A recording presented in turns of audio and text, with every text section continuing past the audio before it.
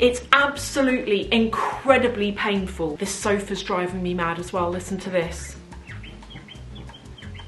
And it just makes me look at it different now. But the other reasons why I don't do it are quality. Hey everyone, and welcome to another video. I thought I would talk to you all about things that have been fails for me. And the reason for this is that I was actually cleaning out my wardrobe the other day. And I do this quite a lot from time to time. You see, what I do is I go through things, and anything that I'm not using, anything I'm not wearing, if it's good for charity, I give it to charity. And if it's kind of beyond all repair, then I bag it up and I take it to these textile banks that you normally get in supermarket car parks. And if you go to your local tip, they have like textile banks where you can give away like old t-shirts or whatever. So anyway, I was doing that and I was finding so many things that I bought and haven't even, I forgot I've got them. I haven't seen them in years. And actually I'm going to go through things with you that I bought that were really at their peak back in the day. And now for various reasons, I'm not using them or wearing them, but I'm not going to give these away. I've decided I am going to keep these for reasons we're going to come on to. So, okay, the first thing I need to show you are these shoes. And some of you have asked me the question, am I still wearing Dior? Am I still buying Dior since the scandal? That's going to be a whole separate video. But I wanted to show you these shoes. These are from Dior. These are the Dior pumps.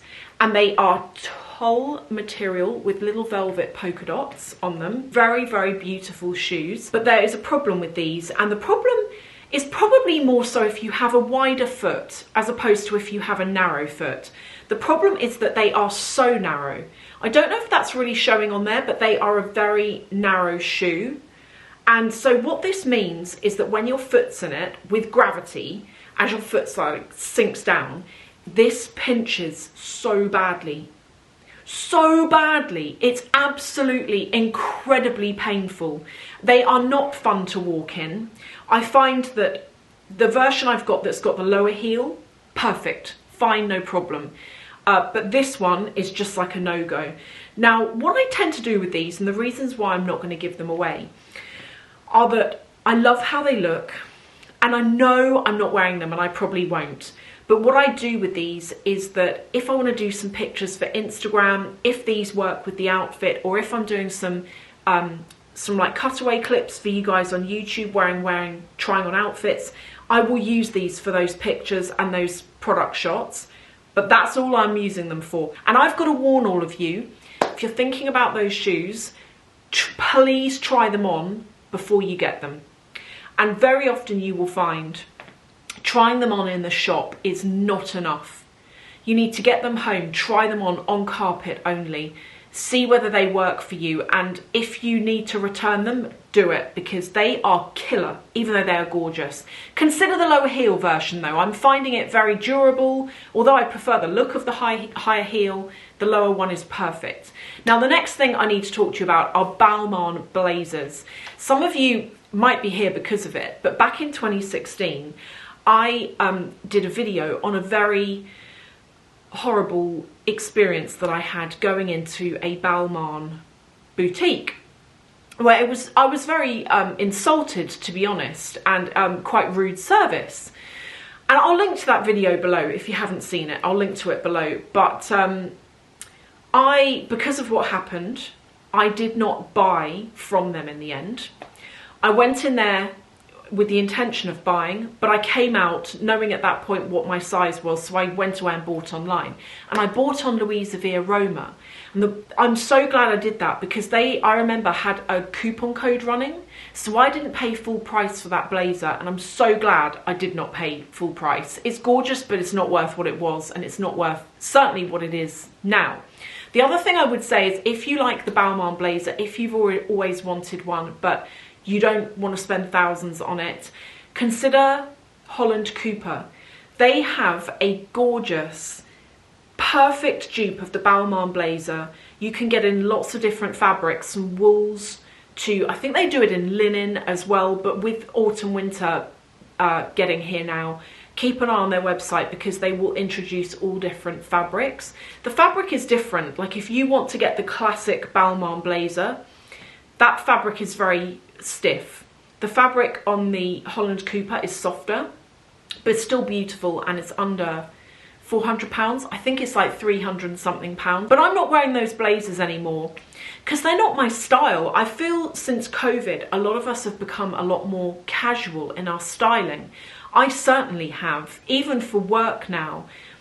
Before COVID, I'd go to work in like a suit jacket or something. Now, most people aren't. And because I work in the creative industry as well, it's not really, you're not really expected to turn up in a suit anymore. And in fact, in the office, nobody else is wearing any suits either. So things have really changed. And so for me, that very formal, very structured blazer look is not something that I'm wearing anymore. But I'm not going to get rid of them because they were expensive, despite the fact that they were discounted, because I've got dark red, lilac and navy blue. Christian Louboutin. I have got so much to say about this brand. So I feel like if you go back to 2010, they were big. But the thing that was big was like the higher the heel, the better, with a platform. That was the vibe back then. And everyone I knew wanted a pair. And I only knew one person that actually had a pair, and everyone wanted to like see them and get up close, like they were stunning. But when I look back on those shoes, I ended up buying a few pairs. So later on, once I got to a point where I could financially afford it and justify it, etc., I bought a couple of pairs, and they were the versions that had the big old platform on them. And then in 2015, so not many years later actually, 2015, I started selling off my collection. And I've shown you my collection before. Back in the day, that collection was really big, but it was pumps, it was platforms, it was stilettos. And it was things that even back then, I was slowing down wearing. And I have kept a lot of heels, and I have, but not the platform ones. I've kept heeled boots and booties. But actually, I think the brand have turned it around. I feel like there was a point about 4 years ago where they started to go down in their popularity, not even their popularity, in their interest. Because I don't think many people wanted stilettos anymore. The vibe changed. And that's what they were known for. But I feel as though they've turned it around now, and they have more casual shoes. They've got a really wide selection of sneakers. I do think one thing they've got at the moment though is they are very expensive. So I looked at a pair of ankle boots the other day that really caught my eye, and I was shocked to see that they were £1,700. I thought that for what it was, that was a huge amount of money. And I didn't buy them, but they were gorgeous all the same.